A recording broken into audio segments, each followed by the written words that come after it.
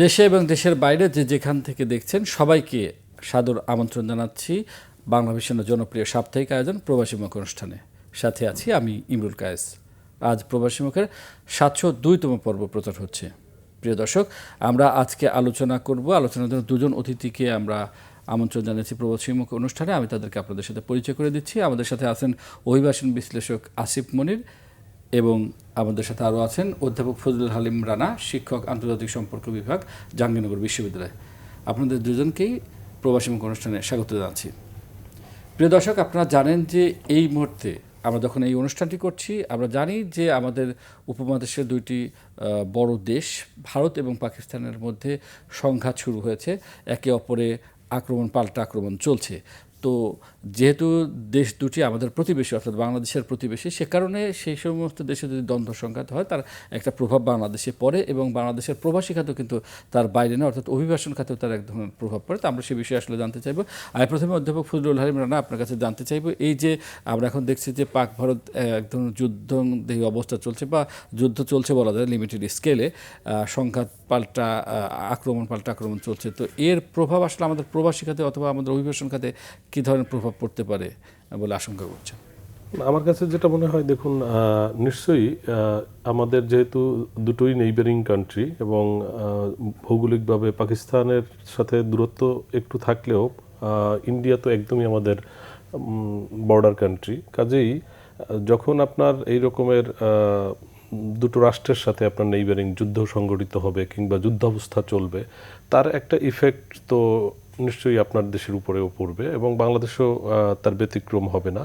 এবং এক্ষেত্রে আপনি যেটা প্রশ্ন করেছেন যে আমাদের প্রবাসীদের আসলে কি হতে পারে, তবে এখানে একটা বিষয় উল্লেখযোগ্য যে আমাদের প্রবাসী যারা রয়েছেন, ধরুন বাংলাদেশ থেকে যে আমাদের শ্রমশক্তি আমরা রপ্তানি করি, তারা পৃথিবীর অন্যান্য অঞ্চল বলতে ধরুন মধ্যপ্রাচ্য, আফ্রিকা কিংবা ইউরোপ কিংবা আমেরিকা, নর্থ আমেরিকায় যেটা রয়েছেন, সেই তুলনায় ইন্ডিয়া কিংবা পাকিস্তানে সে সংখ্যাটা কম। যদিও এটা নিয়েও একটা বিতর্ক রয়েছে, কারণ যদি আপনি পাকিস্তানেরটা আমি প্রথমে বলি, পাকিস্তানে কিন্তু পাকিস্তান সরকার এবং বাংলাদেশের যে স্ট্যাটিস্টিক্স পাওয়া যায় তাতে তারা মোটামুটি একমত যে সংখ্যাটা 2 থেকে 3 মিলিয়ন, অর্থাৎ 20 থেকে 30 লাখ। কিন্তু ইন্ডিয়ার বেলায় কিন্তু এটা নিয়ে অনেক বড় ধরনের বিতর্ক রয়েছে। অর্থাৎ ইন্ডিয়ান আপনার 2001 সালে তারা একটা জনশুমারি করে এবং সেই জনগণনায় তারা দেখানোর চেষ্টা করেছে যে বাংলাদেশ থেকে এখন পর্যন্ত ইন্ডিয়াতে যারা গিয়েছে, অবৈধভাবে বসবাস করছে, সেই সংখ্যাটা তারা বলছে যে 50 থেকে 60 লাখ, অর্থাৎ 5 থেকে 6 মিলিয়ন। কিন্তু 2016 সালের তাদের পার্লামেন্টের যে অর্থাৎ স্ট্যাটিস্টিক্স তারা প্রকাশ করে, তখন তারা দেখায় যে এই সংখ্যাটা হচ্ছে গিয়ে 2 থেকে 3 কোটি, যেটা কোয়াইট অ্যাবসার্ড, একটু বেশি করে, অনেক বেশি। বাট আমাদের যে স্ট্যাটিস্টিক্স রয়েছে বাংলাদেশ সরকারের এবং ইন্টারন্যাশনাল অর্গানাইজেশন যেগুলো বলছে, সেই হিসাবে দেখা যায় যে এই সংখ্যাটা এখানেও কোয়াইট সারপ্রাইজিং, পাকিস্তানের মতোই 2 থেকে 3 মিলিয়ন, অর্থাৎ 20 থেকে 30 লাখ। এখন প্রশ্ন হতে পারে যে এরা এই দেশে, পাকিস্তান এবং ইন্ডিয়াতে, এরা আসলে মধ্যপ্রাচ্য কিংবা আমেরিকা কিংবা ইউরোপের যে পেশায় আমাদের দেশের সন্তানরা নিয়োজিত রয়েছে, এখানে কি সেরকম কোনো লাভজনক জনশক্তি কিংবা শ্রমও তারা ওখানে বিক্রি করছেন কিনা, সেটা আমার কাছে মনে হয় না। এই সংখ্যাটা হচ্ছে গিয়ে কোনো না কোনো কারণে, অর্থাৎ যেহেতু পাকিস্তানের সাথে আমাদের একটি ঐতিহাসিক সম্পর্ক ছিল, পাকিস্তানেরও কিছু মানুষ এখানে রয়েছে, ঠিক তেমনি বাংলাদেশের কিংবা বাঙালি বেশ কিছু করাচি কিংবা আমরা বলতে পারি ইসলামাবাদ কিংবা পুরো পাকিস্তান জুড়ে রয়েছে এবং তারা একটা অনুপায় হয়েই বলতে হবে যে সেখানে এখন তারা সেটেলার হয়ে গিয়েছেন।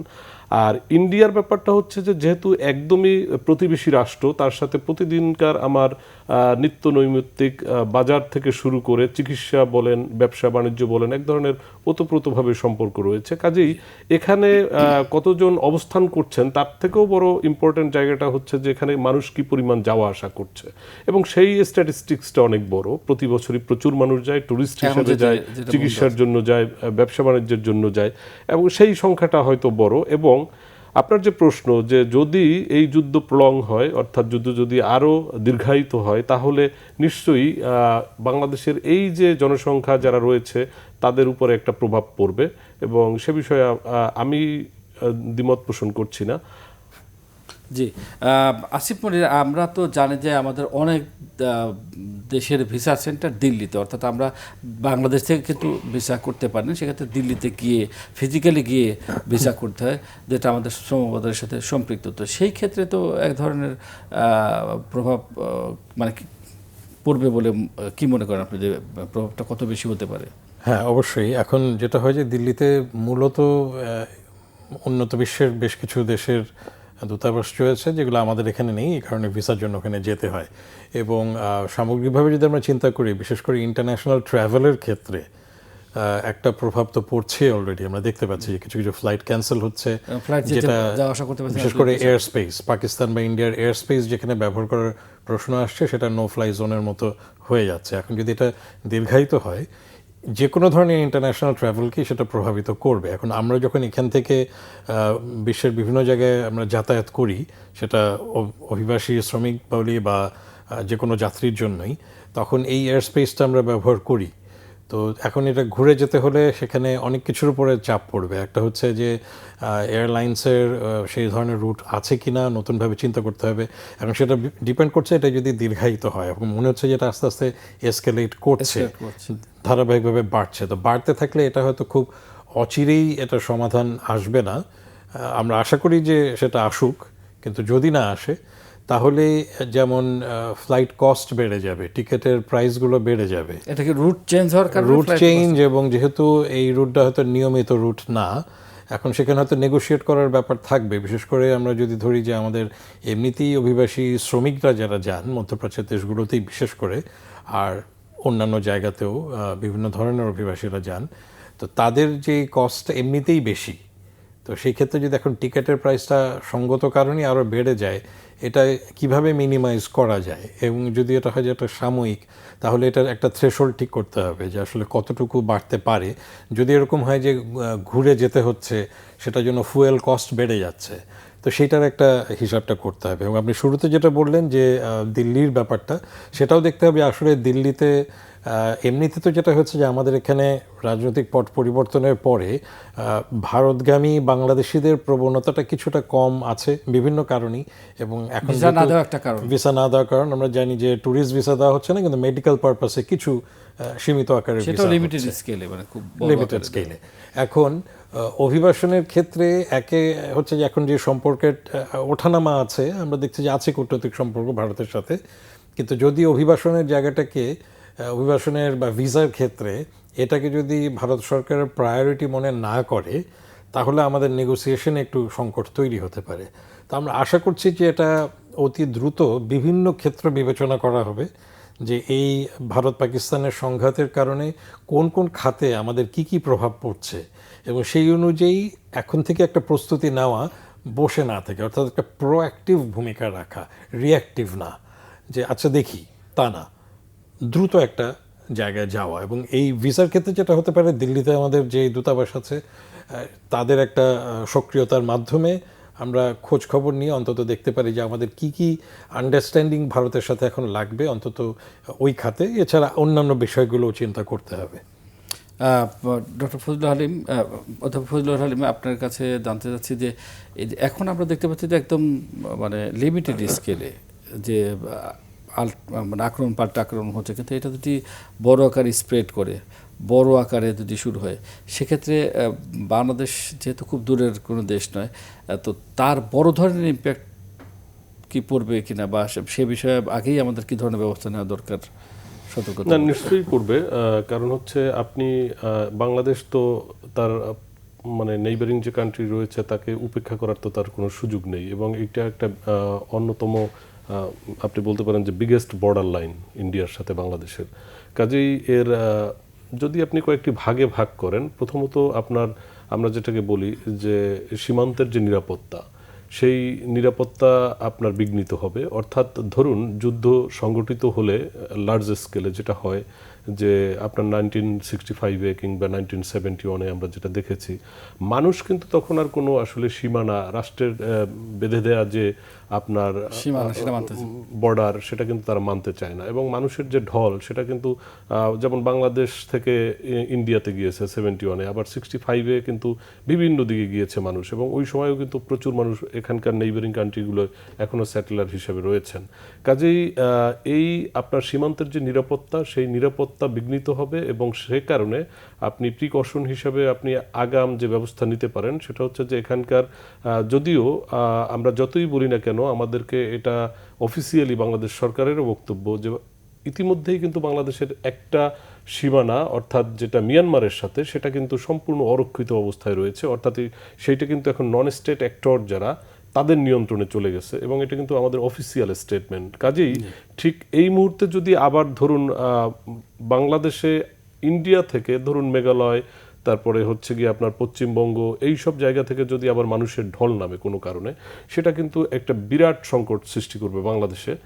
তাহলে এটা কি করতে হবে? করতে হবে এটা যে আমাদের এখানে লার্জ স্কেলে আমাদের যারা বর্ডার গার্ড রয়েছে তাদেরকে আপনার লজিস্টিক সাপোর্ট দেওয়া, এবং আধুনিক যে প্রযুক্তি, সেই প্রযুক্তির সহায়তা প্রদান করা, এবং যাতে একটি অত্যাধুনিক বাহিনী হয়, এবং সে যাতে এইটা আপনার শুধুমাত্র এই ইস্যুকে কেন্দ্র করে নয়, সব সময়ই আমার বর্ডারকে সে সেফ রাখতে পারে। এটা গেল প্রথম কথা। দ্বিতীয় হচ্ছে, এই যুদ্ধ যদি ব্যাপক আকারে ছড়িয়ে পড়ে, তাহলে এখানে অর্থনৈতিক অভিঘাত যেটা, সেটা হচ্ছে বাংলাদেশ সবচেয়ে ক্ষতিগ্রস্ত হবে। কারণ হচ্ছে বাংলাদেশের যে অর্থনীতি এবং আমাদের export import, both Pakistan and India, দুই রাষ্ট্রের সাথেই কিন্তু আমাদের ট্রেড রয়েছে।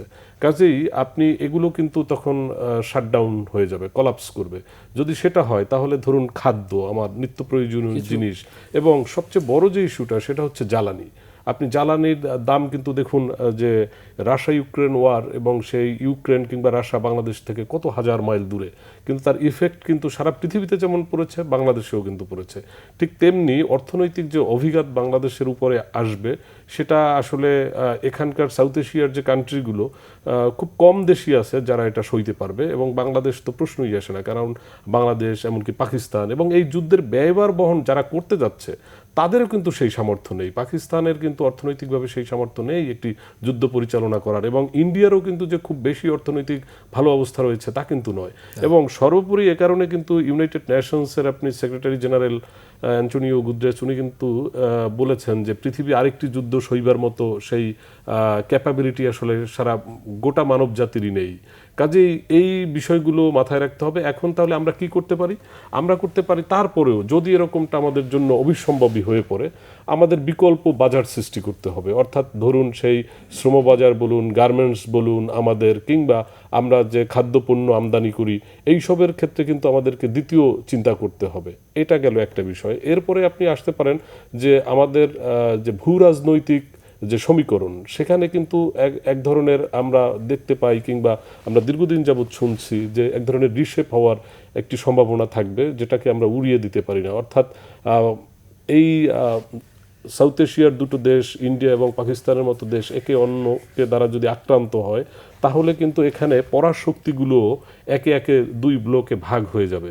ধরুন চায়না একটি পক্ষ নিবে, তুর্কি ইতিমধ্যেই একটি পক্ষ নিয়েছে, ঠিক বা ইরান আপনার পাকিস্তানের আবার ঠিক একইভাবে ধরুন ইন্ডিয়ার সাথে ফ্রান্স তার পক্ষ অবলম্বন করবে, কিংবা অস্ট্রেলিয়া তার পক্ষ অবলম্বন করবে। ইউএসএ এবং এখনকার রাশিয়ান ফেডারেশন কি করবে সেটা আমি জানি না, কিন্তু আমরা এটা জানি যে সাধারণত এই রকমের যুদ্ধ যখন সংগঠিত হয়, তখন কিন্তু একটা মানে ব্লকে ভাগ হয়ে যায় বড় শক্তিগুলো।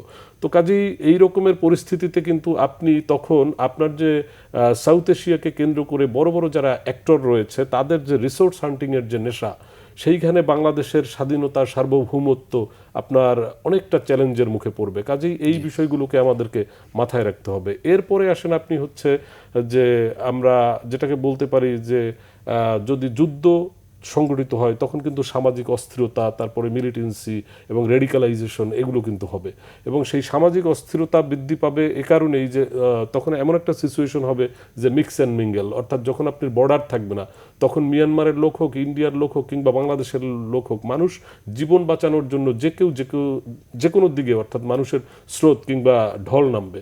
তো সেটা একটা সংকট, যেমন সামাজিক অস্থিরতা তৈরি হবে, এবং এর মধ্যে এখনকার সময়ে এসে আমরা দেখি সেটা হচ্ছে যে অসম্ভব রকম যুদ্ধের থেকেও যেটা ভয়ঙ্কর বিষয় সেটা হচ্ছে কি আমরা বলবো এটাকে মানে দুই দেশই এক ধরনের সফট উইপন ইউজ করতেছে, অর্থাৎ তাদের যে সাইবার অ্যাটাক বা সাইবার হামলা আমরা বলতেছি, তারপরে রয়েছে মিস ইনফরমেশন, ডিসইনফরমেশন, অর্থাৎ এখন কিন্তু আপনি কোনটি সঠিক না, হ্যাঁ কে কতটি যুদ্ধ মানে যুদ্ধে কে কতটি বিমান ভূপাতিত করেছে, আদৌ করেছে কিনা, কিংবা হচ্ছে গিয়ে কতজন মারা গেছে, এটা কিন্তু এক এক রাষ্ট্র এক এক রকমের ব্রিফিং করছে। কাজেই এই সত্যতা যাচাই করা, আপনি একটা মানে গোলমাল সিচুয়েশনের মধ্যে আপনি পড়ে যাবেন।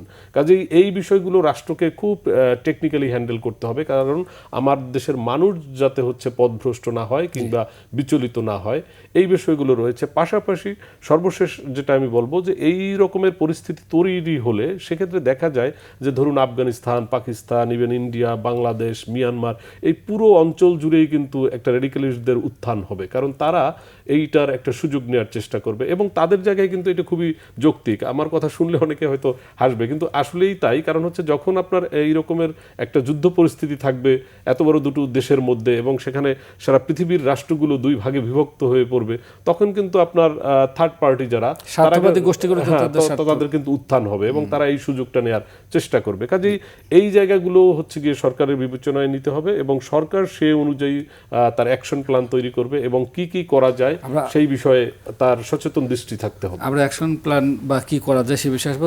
আমি আসিফ মনিরের কাছে জানতে চাইবো যে এই যে অর্থনৈতিক যে অভিঘাত পড়বে, এবং আপনি বললেন যে খরচ বাড়বে, আরও কী ধরনের অর্থনৈতিক অভিঘাত পড়তে পারে প্রবাসীদের উপর? কারণ প্রবাসী অনেক ফ্যামিলি রয়েছে, সামাজিক অস্থিরতা যদি বাড়ে তাহলে সেসব পরিবারের উপরেও তো পড়বে।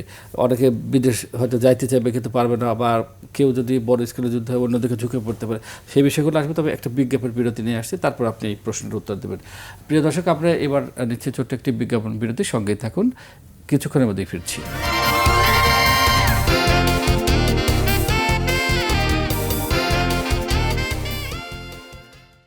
প্রিয় দর্শক, বিজ্ঞাপন বিরতির পর আপনাদের আবারও স্বাগত জানাচ্ছি প্রবাসী মুখ অনুষ্ঠানে। আজকে আলোচনার জন্য আমরা দুজন অতিথিকে আমন্ত্রণ জানিয়েছি, আসিফ মনির এবং অধ্যাপক ফজলুল হালিম রানা। আমি আসিফ মনির কাছে যেটি জানতে চাচ্ছিলাম যে এই যে যদি বড় স্কেলে যুদ্ধ হয় তাহলে তার তো একটা অর্থনৈতিক ধাক্কা লাগবে, এবং সেটা আমাদের শ্রমবাজারে, সেটা আমাদের যারা অভিবাসী শ্রমিক আছে, যারা ফেরত আসছেন বা তাদের পরিবার পরিজন আছে, খরচা বাড়বে, সামাজিক অস্থিরতা বাড়বে, সব কিছু মিলে আরও কী ধরনের আসলে ক্ষতির সম্মুখীন হয় প্রবাসী খাতে, আমাদের শ্রমবাজারের ক্ষেত্রে? অর্থনৈতিক ব্যাপারটা কিছুটা ভাই বলেছেন, সেটা হচ্ছে যে বিশেষ করে যদি মানে আমরা চিন্তা করি যে আমাদের বাণিজ্যিক যে সম্পর্কগুলো আছে সরাসরি ভারত পাকিস্তানের সাথে, এবং যেই পণ্যগুলো আমরা আমদানি রপ্তানির মধ্যে থাকি, সেই জায়গাটা কিছুটা প্রভাবিত হবে। সেক্ষেত্রে আমাদের ওভারঅল যে আমাদের রেভিনিউ বা আমাদের যে রিসোর্স, সেই জায়গাটা আমাদের ট্রেজারির সেখানে একটা চাপ পড়বে। সেটাতে যেটা হতে পারে যে আমরা যদি সার্বিকভাবে বিশ্বের জায়গা থেকে চিন্তা করি, একটা হচ্ছে যে মুদ্রাস্ফীতি যদি হয়, এবং সেক্ষেত্রে যদি যেমন ইন্টারন্যাশনাল কারেন্সিগুলো সেগুলোর যদি দাম বেড়ে যায়, স্বাভাবিকভাবে সেটা আমাদের জনজীবনে পড়বে। আবার যারা বিদেশে যাওয়ার ব্যাপার বা তারা যেমন আমাদের যদি রেমিটেন্স পাঠানোর বিষয় আসে, সেখানে যদি আমাদের যেমন ডলারের রেট যদি বেড়ে যায়, পাউন্ডের রেট যদি বেড়ে যায় বা ইউরো রেট যদি বেড়ে যায় এই অঞ্চলে এই ধরনের অস্থিরতার কারণে, একটা তো আছেই ভাই যেটা বলছিলেন যে ইউক্রেন বা অন্যান্য জায়গার সংকটের কারণে, এই ভারত পাকিস্তানের কারণে কিন্তু এটা একটা হতে পারে। আমরা সাম্প্রতিককালে দেখছি যে আমাদের শেয়ার বাজারকে চাঙ্গা করার চেষ্টা চলছে। আমরা যদি এই ভূ রাজনীতির কথা চিন্তা করি এই অঞ্চলের, সেখানে আমাদের এই স্টক এক্সচেঞ্জের মধ্যেও কিছুটা প্রভাব বিস্তার করতে পারে, কারণ এটা আন্তর্জাতিক বাজারের সাথে এটার একটা সম্পর্ক রয়েছে। তারপরে এবং অনেক প্রবাসী ফ্যামিলিও কিন্তু তারা যে তাদের বিনিয়োগ কিন্তু আপনার ইয়াতে আছে, স্টক এক্সচেঞ্জে এক্স্যাক্টলি সেটা আছে। আবার ওটাও যদি আমরা চিন্তা করি যে বাংলাদেশে আমরা শুনি যে ভারতীয় ব্যবসায়ীরা অনেকভাবেই তাদের স্টেক আছে, স্টেক হোল্ডার হিসেবে বাংলাদেশে আছে, কিছু পাকিস্তানিও হয়তো আছে, কিন্তু বিভিন্ন প্রতিষ্ঠান প্রচুর ভারতীয় বাংলাদেশে কাজ করছেন। তো সেইটা আমাদের এখানে একদিক থেকে যেমন অনেক ক্ষেত্রে যেমন আমরা জানি যেটুকু যে আমাদের বাইং হাউস বা বিভিন্ন গার্মেন্ট সেক্টরের জায়গাগুলো ছাড়াও ব্যবসায়িকভাবে বিভিন্নভাবে ভারতীয় বেশ কিছু প্রতিষ্ঠান বাংলাদেশে বিনিয়োগ আছে, অথবা বাংলাদেশে তাদের এখানে তারা নিয়োগকর্তা হিসেবে রয়েছে, এখানে চাকরি দিয়ে থাকে। কাজে এখানে আমাদের স্থানীয় শ্রমবাজারের উপরেও কিছুটা প্রভাব পড়বে। এবং সেক্ষেত্রে যদি আমাদের কোনো কোনো ক্ষেত্রে বিশেষ করে যেই ধরনের পণ্য আমদানি রপ্তানি হয় সেগুলোর যদি বাজারে দাম বেড়ে যায়, সেটা শুধু অভিবাসী শ্রমিক না বা অভিবাসীরা না, সকলের উপরেই সেটা প্রভাব পড়বে। সামগ্রিকভাবে একটা যদি আমরা চিন্তা করি, যেটা ভাই একটু আগে বলছিলেন যে একটা আন্তর্জাতিক প্রভাব পড়বে, তো সেটা যদি চিন্তা করি সেই প্রভাব তাহলে আমাদের বাংলাদেশিরা যেই দেশেই থাকুন না কেন সেখানে সেটার একটা প্রভাব পড়বে। আমরা যদি দেখছি ভাবি যে তেলের দাম তারতম্য হতে পারে কিনা। হ্যাঁ, ইউক্রেন যুদ্ধের কারণে কিন্তু তেলের দাম তারতম্য অনেককেই কিন্তু ফেরত। হ্যাঁ, তো কাজে সেটা যদি হয় সেক্ষেত্রে দেখা যাবে সেইটার প্রভাব মধ্যপ্রাচ্যে বাংলাদেশিরা যারা কাজ করছেন বা আছেন তাদের সেখানে জীবনযাত্রার উপরে বা তাদের যে কর্মজীবন সেটার উপরে একটা প্রভাব পড়বে। আর রেমিটেন্সের কথা তো আমি বলছিলাম, এই রেমিটেন্সের পাঠাতে যদি সংকট তৈরি হয়, অনেক সময় আমরা দেখি যে বেশ কিছু কোম্পানি যেসবের মাধ্যমে ফর্মাল চ্যানেলগুলোতে রেমিটেন্স আসে, সে তাদের কিছু কিছু থাকে যে তাদের শেয়ার হোল্ডার বা তাদের কিছু কিছু অংশীদার ভারতীয় বা এই অঞ্চলের। তো সেটার ক্ষেত্রেও যদি সেগুলো যদি সঠিকভাবে কাজ না করতে পারে, রেমিটেন্স পাঠানোর ক্ষেত্রে একটা প্রভাবের জায়গা তৈরি হতে পারে। আর সামাজিকভাবে যে প্রভাবটা, আমি সেটার সাথে একটু যুক্ত করতে চাই। ভাই যেটা বলছিলেন যে র্যাডিক্যালাইজেশনের ক্ষেত্রে যদি আমরা চিন্তা করি যে মৌলবাদের প্রভাব বিস্তার, এখন এখানে আমরা জানি যে আমাদের একটা ঐতিহ্য আছে। আমরা বাংলাদেশিরা আঞ্চলিকভাবে এক ধরনের কখনো ভারতের পক্ষে একটা অবস্থান নেই, কখনো পাকিস্তানের পক্ষে একটা অবস্থান থাকে। এই চিন্তা করাটা অমূলক হবে না যে এই র্যাডিক্যালাইজেশনের অংশ হিসাবে সরাসরি যুদ্ধে অংশগ্রহণ করার ব্যাপারে কারো কারো মানসিকতা তৈরি হতে পারে। বিশেষ করে আমাদের একটু আসিফ ভাই, সেটা হচ্ছে যে আমাদের যারা প্রবাসী তারা তো আসলে যে গার্ডিয়ান বা অনেক ফ্যামিলি আছে, গার্ডিয়ান হয়তো বাইরে থাকে, ছেলে মেয়ে এখানে রাখে, তো তারা তো বেশি মানে ভালনারেবল কিনা, যে তাদের ফ্যামিলি অর্থাৎ উঠতে বসে ছেলে মেয়ে তাদেরকে প্রলোভিত করে যুদ্ধে নেওয়া। সেটা তো বটেই, যারা গার্ডিয়ানলেস হিসেবে আছে সেরকম ফ্যামিলি যদি থাকে তারা কিছুটা সেটার একটা সংখ্যায় থাকবে। তো সেইটার ব্যাপারে অবশ্যই বিভিন্ন মহলের একটা ভূমিকা থাকতে হবে, পরিবারেরও যেমন থাকবে, সরকারেরও সচেতনতা, কিন্তু পুরোটা আসলে নিয়ন্ত্রণ করা সম্ভব হবে না। অনেক ক্ষেত্রেই ব্যক্তি স্বাধীনতা বা ব্যক্তি যে সিদ্ধান্তগুলো নেয়, বিশেষ করে এরকম একটা যখন যুদ্ধাবস্থার মতো অবস্থা হচ্ছে, আমরা অতীতে কিন্তু দেখেছি এরকম, যখন ফর্মার সোভিয়েত ইউনিয়নের সাথে যুদ্ধ ছিল, সেখানে আমেরিকার একটা স্টেক ছিল, আফগানিস্তানের যুদ্ধ, তো সেসব জায়গায় আমরা দেখেছি যে বাংলাদেশ থেকে যুদ্ধ করতে সেখানে গেছে এক ধরনের একটা সহমর্মিতার জায়গা থেকে, ভ্রাতৃত্ববোধের জায়গা থেকে।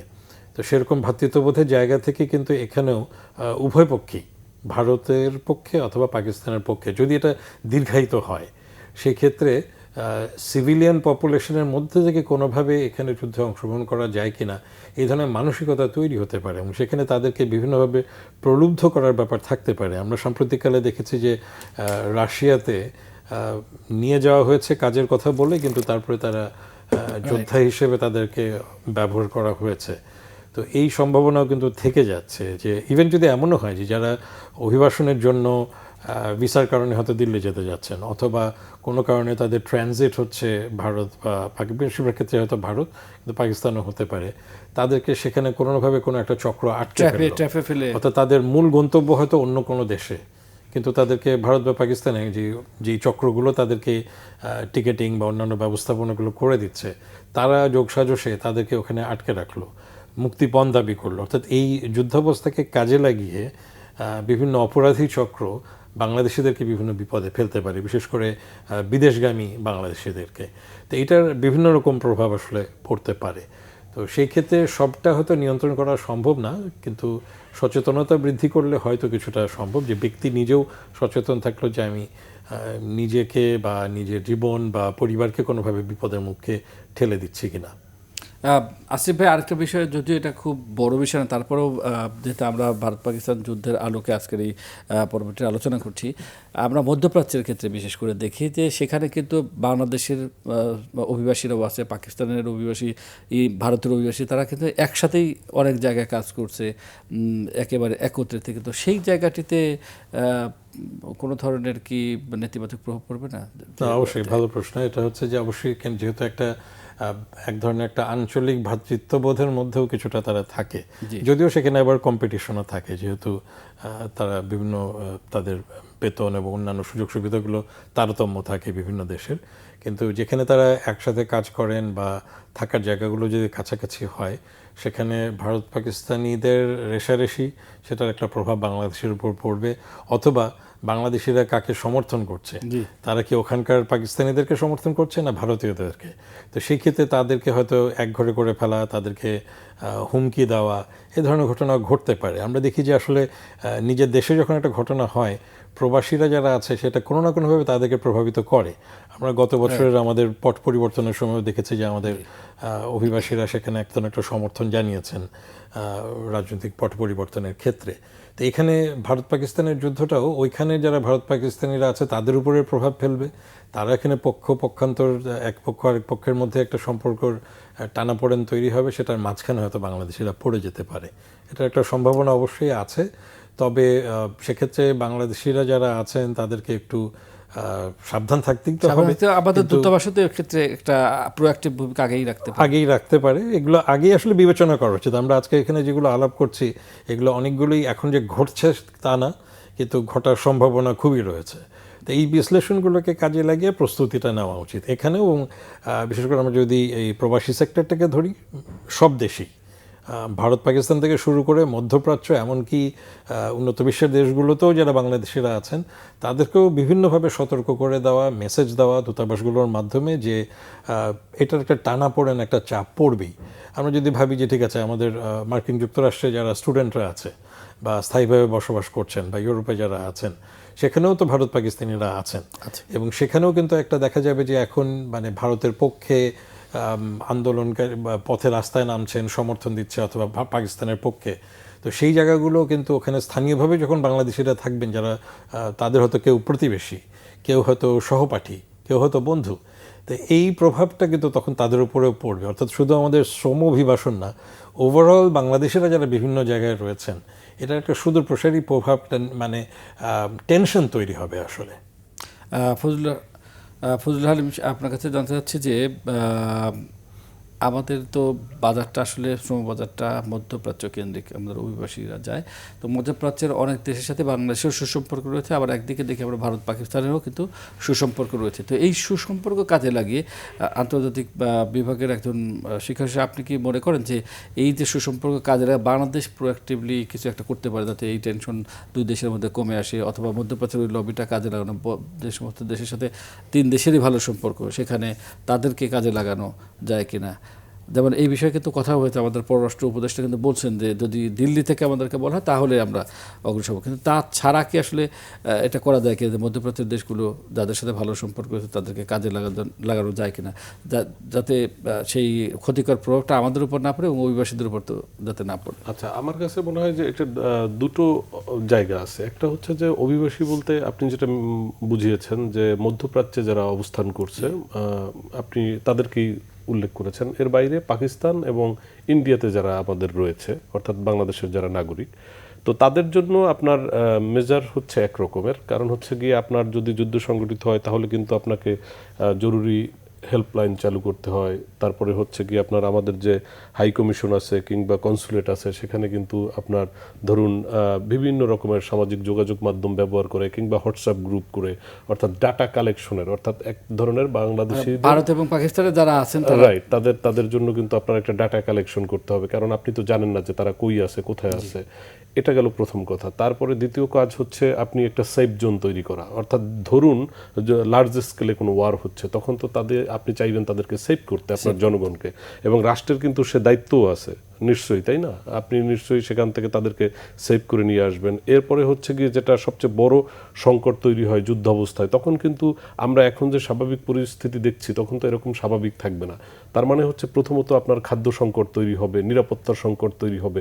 তো যে কারণে আপনার সেফ জোনের কথা আসে। এখন সেফ জোনে নিতে গেলে কিন্তু আপনাকে তাদেরকে খাদ্য সরবরাহ করতে হবে, এবং এইগুলো কিন্তু পুরোটাই হচ্ছে গিয়ে আপনার হাই কমিশন কিংবা কনসুলেটকে মানে এবং এটা আগে থেকেই আসলে এটা চিন্তা করে রাখতে হবে। অবশ্যই এটা আগেই করার ব্যাপার। কারণ যুদ্ধ যখন হয়ে যাবে মানে ওই যে যুদ্ধের কথা আমরা বলছি, আমরা আশা করব, আমরা প্রত্যাশা করব যে এরকমেরটা না হোক, কিন্তু যদি এরকমের হয়ে যায় তাহলে তো এমনকি ইভাকুয়েশনও করতে হতে পারে আপনাকে, যে দ্রুত উদ্ধার করতে হবে। এমন পরিস্থিতি হয়েছে আপনার যেখানে যে অধ্যুষিত জায়গাটায় বাংলাদেশি মানুষ বেশি তার আশেপাশেই ধরুন আপনার লার্জ স্কেলে কোনো হচ্ছে হামলা হচ্ছে, তখন তো আপনার চার্টার পাঠিয়ে হলেও আপনার তাদেরকে রেস্কিউ করতে হবে আপনার কারণ নাগরিকের প্রতি তো রাষ্ট্রের যে দায়িত্ব রয়েছে সেই দায়িত্ব তো তাকে পালন করতে হবে। এরপরে কথা হচ্ছে যে আপনার স্থানীয় এবং আন্তর্জাতিক যে সংস্থাগুলো আছে তাদের সাথে আপনার সরকারের যোগাযোগ থাকতে হবে, কিংবা ওই পার্টিকুলার হাই কমিশনের যোগাযোগ থাকতে হবে। অর্থাৎ ওই জনসংখ্যাকে আপনি নিশ্চয়ই বাংলাদেশ থেকে গিয়ে এখান থেকে লোক পাঠিয়ে উদ্ধার করবেন না। আপনি ধরুন ইন্টারন্যাশনাল রেড ক্রসের মতো অর্গানাইজেশন রয়েছে বা ইউনিসেফের মতো যারা এগুলো নিয়ে কাজ করে, এরকম বহু অর্গানাইজেশন রয়েছে যাদের সাথে এক ধরনের যোগাযোগ রাখতে হবে। তারপরে হচ্ছে গিয়ে আপনি এক ধরনের মনোসামাজিক সহায়তা কিংবা পরামর্শ তাদেরকে দিতে হবে। অর্থাৎ এই সময় কিন্তু মানুষ যেটা করে যে এক ধরনের সে দিক বিদিক হয়ে যায়, অর্থাৎ সে মানে কিং কর্তব্য বিমূঢ় হয়ে যায়, তার কি করা উচিত। এবং এটা খুবই স্বাভাবিক, কারণ এতটা ন্যাচারালি মানুষ যে পৃথিবীতে আমরা বিলং করি সেখানে তো এটা সে কখনো ফেস করেনি হয়তো। এখন ধরুন বাংলাদেশের যে যুবক ধরুন করাচিতে আছে কিংবা দিল্লিতে আছে, সে কাজের জন্যই আছে, তার বয়স হয়তো 25 থেকে 35, এবং সে তো এটা কোনোদিন দেখেনি, কাজেই তার তো এটা আসলে কর্তব্য বিমূঢ় হওয়ার মতো একটা পরিস্থিতি। কাজেই তাকে আপনার সামাজিক যে সহায়তা বলেন কিংবা পরামর্শ বলেন এগুলো দিতে হবে। পাশাপাশি এগুলো আমরা যেগুলো বলছি এটা পুরোটাই হাইপোথেটিক্যাল, আমরা কেউই প্রত্যাশা করি না যে এরকম কিছু হোক, বাট সরকারের দায়িত্বশীল জায়গা থেকে সরকারকে কিংবা হাই কমিশনগুলোকে এই মেজারগুলো নিতে হয়। ঠিক তেমনি আপনার কিন্তু যুদ্ধ পরবর্তী তখন আবার হচ্ছে গিয়ে আপনার পুনর্বাসন পরিকল্পনার একটা ব্যাপার থাকে, সেগুলো হচ্ছে গিয়ে সরকারকে আয়োজন করতে হয়, এরকম বহু কিছু। এবার আসি আপনার যে প্রসঙ্গ ছিল যে মধ্যপ্রাচ্যে আসলে কি হতে পারে। মধ্যপ্রাচ্যে আমার কাছে যেটা মনে হয় যে এই যুদ্ধকে কেন্দ্র করে দেখুন বাংলাদেশেও কিন্তু জনগণ কিন্তু দুই ভাগে বিভক্ত, অর্থাৎ কেউ মনে করেন যে কেউ ভারতের পক্ষ অবলম্বন করেন, কিন্তু আসলে যুদ্ধ তো কোনো আনন্দের বিষয় নয়, এবং যুদ্ধে যারাই পক্ষ বিপক্ষ অবস্থান করেন তাদেরকেও বুঝতে হবে যে যুদ্ধে তো এই যারা অবস্থান নেন তারাই হেরে যান, অর্থাৎ জনগণই হেরে যায়। যুদ্ধে সবসময় যেতে হচ্ছে সরকার, অর্থাৎ এখানে দুটো সরকারই তারা চাচ্ছেন যে একজন অন্যজনকে বা তার দেশের জনগণকে বুঝাতে চাচ্ছেন যে আমরা প্রতিপক্ষকে যে কোনো সময় পরাস্ত করতে পারি, এবং এটা কাইন্ড অফ হিরোইজম, এবং এর সাথে তার ডোমেস্টিক রাজনীতি জড়িত থাকে, রাজনৈতিক দলের পার্টিকুলার এজেন্ডা থাকে। ধরুন বিজেপির এখন এই হামলা করার পিছনে অনেক নরেন্দ্র মোদীর অনেক রকমের এজেন্ডা ছিল, তার রাজনৈতিক অর্থাৎ আগামীতে ক্ষমতায় আসা, বিজেপির অস্তিত্ব টিকিয়ে রাখা, প্রাইম মিনিস্টার হিসেবে তার যে গ্ল্যামার সেটাকে টিকিয়ে রাখা, এসব বিভিন্ন কারণ রয়েছে। আবার ঠিক পাকিস্তানও তো সে তার সেফগার্ড চাইবে, সে তার নিজের মতো তার রাষ্ট্রকে, তার সার্বভৌমত্বকে প্রোটেক্ট করতে চাইবে। কাজে এই খেলাটা কিন্তু দুটো সরকারের মধ্যে, এটা তো জনগণের না। কাজে আমাদের বলছিলাম যে মধ্যপ্রাচ্যের কানেকশনটাকে আমরা কাজে লাগাই। এখন মধ্যপ্রাচ্যে যেটা হতে পারে যে আমার কাছে যেটা মনে হয় যে এখানে আমাদের যারা আমাদের ভাই, আমাদের বোন, বাংলাদেশের সন্তান যারা রয়েছেন তারা নিশ্চয়ই এই সবের সাথে সম্পৃক্ত হবেন না। কারণ আমরা এর আগেও আমরা এটা আমাদের অবজারভেশন রয়েছে যে যুদ্ধ যখন সংগঠিত হয় দুটো পক্ষ হয়ে যায়, এবং ওই থার্ড কোনো কান্ট্রিতে দেখা গেছে যে আপনার এই সমর্থকদের মধ্যেও আপনার এক ধরনের হিসিং হয়, অথবা আমরা যেটাকে খুব ভালো বাংলায় বলতে পারি যে মারামারি, এগুলো সংগঠিত হয়, কিন্তু আমরা তো সেটা প্রত্যাশা করি না। এখন আপনার যে প্রশ্ন যে মধ্যপ্রাচ্যকে কাজে লাগিয়ে, এখন মধ্যপ্রাচ্যকে কাজে লাগিয়ে না বাংলাদেশ এই পরিস্থিতিতে আমার কাছে যেটা মনে হয়, আমরা যেমনটা বলি যে বাংলাদেশে একটি ভারসাম্যমূলক কূটনৈতিক অবস্থান থাকবে তার, ঠিক তেমনি বাংলাদেশকে কিন্তু একটা সুযোগ রয়েছে। ধরুন আপনি হয়তো অনেকেই বলবে যে বাংলাদেশ এটা কি নেগোশিয়েট করবে, যে বাংলাদেশ এটা কি নেগোশিয়েট করবে। বাংলাদেশ ওই জায়গাটা আপনার মধ্যপ্রাচ্য এজন্যই প্রাসঙ্গিক। ধরুন ওআইসি রয়েছে, আসিয়ান রয়েছে, কিংবা বিমস্টেক রয়েছে, এই সব প্ল্যাটফর্মগুলোকে ইউজ করে বাংলাদেশ কিন্তু বাংলাদেশের যারা এখন সরকারে রয়েছেন তারা কিন্তু একটা শান্তির বার্তা ছড়িয়ে দিতে পারেন এবং বাংলাদেশ কিন্তু সেই উদ্যোগ নিতে পারে। যেহেতু বাংলাদেশের দাবির জায়গাটা এটা ক্লেম করা বা এটা উপস্থাপনের কারণ হচ্ছে এই জিওপলিটিক্যালি বাংলাদেশ একদমই দুটো রাষ্ট্রের মাঝখানে, কাজেই তারা এই দাবিটা করতেই পারে যে আমরা আমাদের সেফটির জন্য, আমরা আমাদের সভরেন্টির জন্য, আমরা আমাদের সিকিউরিটির জন্য আমরা চাই যে দুটো দেশ একটি শান্তিপূর্ণ অবস্থানে যাক এবং এই যুদ্ধ থেকে তারা বের হয়ে আসুক এবং একটা ডিএসকেলেটস হোক এই যুদ্ধটা এবং যাতে শান্তি বিরাজ করে। আমরা একদম শেষে আসছি, 30 সেকেন্ডে আসিফ মনির যদি আরো কিছু বলতে চান যে আসলে আমাদের কি করা উচিত এই মুহূর্তে বা কোন দিকে যাওয়া উচিত যদি একটু বলেন। একটা হচ্ছে ভাই যেটা বলেন সেটার সাথে যুক্ত করার জন্য আমরা দেখছি যে যুদ্ধাবস্থা যখন চলছে এখানে শান্তি প্রক্রিয়া আলোচনার জন্য একটা নিউট্রাল গ্রাউন্ড খোঁজা হয় এবং এটা সাম্প্রতিককালে আমরা দেখেছি যে রাশিয়া এবং ইউক্রেনের সমঝোতা বা আলাপ আলোচনার জন্য মধ্যপ্রাচ্যের কোনো একটি দেশকে ব্যবহার করা হয়েছে, কাজে লাগানো হয়েছে।